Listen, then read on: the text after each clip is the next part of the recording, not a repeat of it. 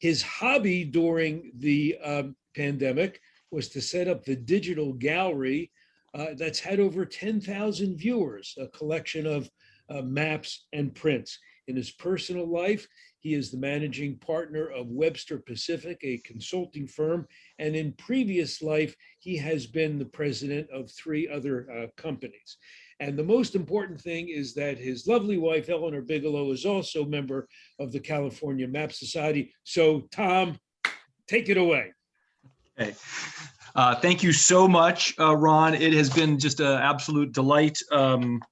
Gosh, it's been, I think, 3 or 4 years in the Map Society, and I just cherish these times with you all so much. So I wanted to welcome you. This is the second day of the California Map Society Spring Conference. Thank you to all of our speakers who are here today, Jim Shine, Courtney Spikes, and Susan Schulten. Thank you to all of the CMS board members, and thank you also to our helpers today, Mike Shembri, Emily Yang, and Dan Scollin. We are going to white guys. So each of our speakers are going to have about 45 minutes. We will take a break, and let me share my screen here. Sorry, giving you. So we're going to take a break, and we're on the bottom section here after Courtney for approximately 15 minutes. And I'm hoping that Mike will be the timekeeper. He'll notify the speakers when they've gone 30 minutes, just to give them a sense of where they are. And then our other co-host will help with monitoring the chat and muting folks. I think that covers everything. Does anybody have anything else that I haven't done introductory wise? Okay, so then I'm going to jump into a short talk that I'm going to give, that I've been wanting to give for a while, before Jim goes into the cartographic history of San Francisco. Give me just a second.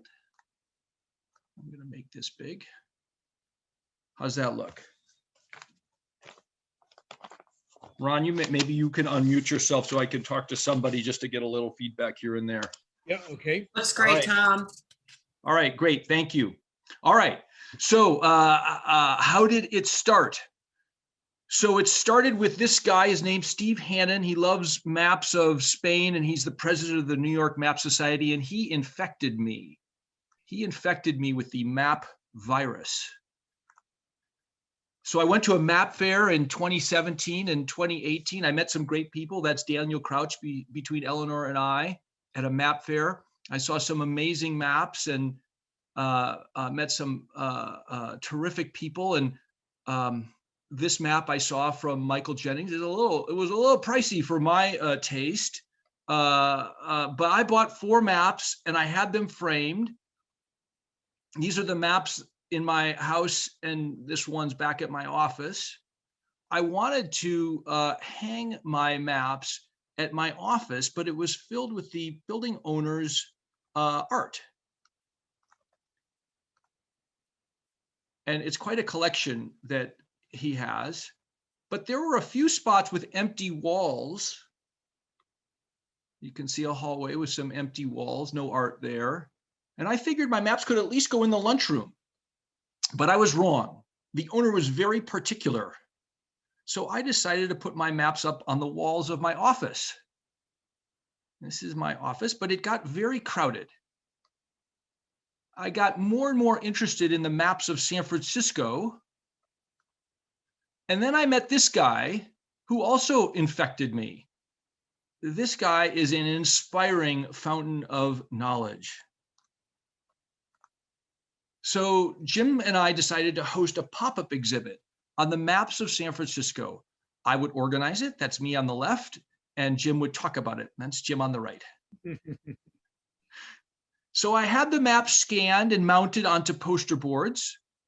And this is our first pop-up exhibit. This is my office and where all the 55 maps were.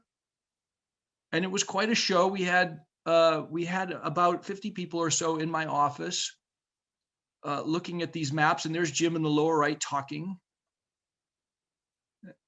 And here's Jim on the right chatting with somebody about a Burgundy map.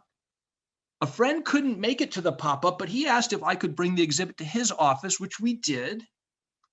We put everything in a box and we brought the mountain to Muhammad. And we literally wheeled it down the street from my office to the place where we had the talk, which was glorious. It was the Salesforce Tower in San Francisco on the 50-something floor, 2 months after the first pop-up exhibit. And it was just a spectacular venue. And we talked to a number of lawyers in that office. Here's Jim talking to the group. But pop-up exhibits were a lot of work. And I also wanted to help others share. So I decided to make a website to help my Map Society friends tell stories with maps and images. And like I said, this is probably the best part about being involved with the Map Society is working with all these folks. This guy, his name is Dennis. He lives in the Ukraine, and he helped me build the digital gallery, and it is the digital gallery. This is the homepage with featured exhibits, and we're going to go there when we present, when Jim presents. And what's special about it? So 3 things. 1, we start with super high quality images. They have at least 10 million pixels in them. Second, it's partitioned. Each image is partitioned with software, which makes it so you can zoom in on these images fast. And then equally as important is that they're curated. The images are organized. I like to say I'm chasing the image-eye-brain connection. This is the reason why we all love things like Where's with Waldo and some of these, and the maps that allow us to explore. I've tried to make it easy and fast and visual. And why am I doing this? Well, it's for the love of history, art, and science, and this fascination of understanding our place. And also, as Mark Twain once said, history may not repeat itself, but it does rhyme. And I feel like I'm always learning about history through exploration of maps. So who are the customers of this digital gallery? Well, it's the viewers. It's people who come and visit and explore the collection, the exhibits that we have. And it's free for now. Maybe at some point we'll charge for it. And it's also the collectors. So one of the things that I'm looking at getting into is charging a fee for curating collections. And also partners. So people who have content which they want to share. People like Ron and Rich and the others, Naomi at the University of Colorado, where we've helped share content. My goal is to add 1 new exhibit each week. That's that's challenging. Probably 1 every 2 weeks or every month would be a more achievable goal, but this is what I'm going for. And I'm looking for partners who want to curate exhibits. They can own the maps or they can find them digitally, and I will help. So I'm offering curation services. And what does that mean? Well, that means collecting, crafting, and sharing. And I want to walk down the path of each one of these just briefly. So collecting means on-site digital collection or getting images over the web. Rich Bryman and I, just before the pandemic hit, collected 400 of images. This is the setup at my office the day before I went to his house. This is in like the last weekend in February of 20. And you can see the camera and the lights and the tripod and the map on the ground. And this is the setup at his home. And we shot over 2 days, 400 images from his collection. And this is the setup again. You can see it's all connected to the computer. It worked really well. You can also collect digital images from several online sources. David Rumsey is a tremendous source. I am so grateful for what they have put together. The Library of Congress has amazing collection of maps, and Wikipedia, believe it or not, has great collections of images. This is the miseries of war. It's not always just about maps. This is an etching collection. Crafting, by far the hardest part. Storytelling is kind of like Goldilocks. It's got to be just right. You've got to have enough themes, but not too many themes, and you've got to be succinct. The gallery also allows for organizing, and we upload images. And then there's a few features about the gallery that I wanted to just show briefly.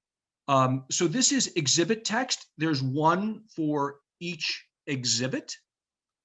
This is curated text. You can see it on the left side here. And there's one for each image. And then something I really love is dots. We have the ability to put a dot on any one of these images, and then we can put images and text to go along with that dot. So this is dot 16. And we'll show this when I show Jim, and Courtney will be using it today also. The last piece is sharing. The art world is trying to develop ways to share.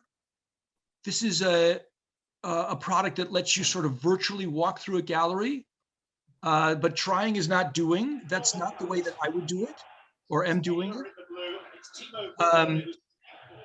So in terms of sharing, there's 3 different ways that I think about sharing: online meetings, something called a touch frame, and then embedded exhibits.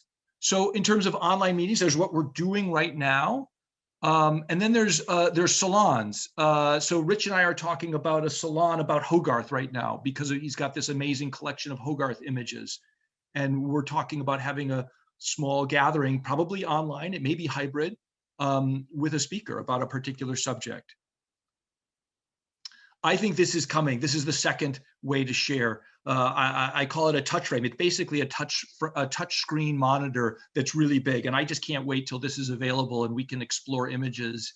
And we will be able to do this because the images are high res. This works on monitors that are 22 inches that I've seen, and I know it would work on larger ones, but they cost a lot of money to have touch frame monitors like this. But it's coming. Costs for these things are only coming down. And then the last thing that we've developed is a way to embed exhibits. So this is an example. It looks like it's on the digital gallery, but it's not. This exhibit has been embedded into another website. And so that's a way for someone who has a collection to host them on their space. And so with that, I'm going to pass the baton over to Jim Shine. He's going to be presenting about the cartographic history of San Francisco.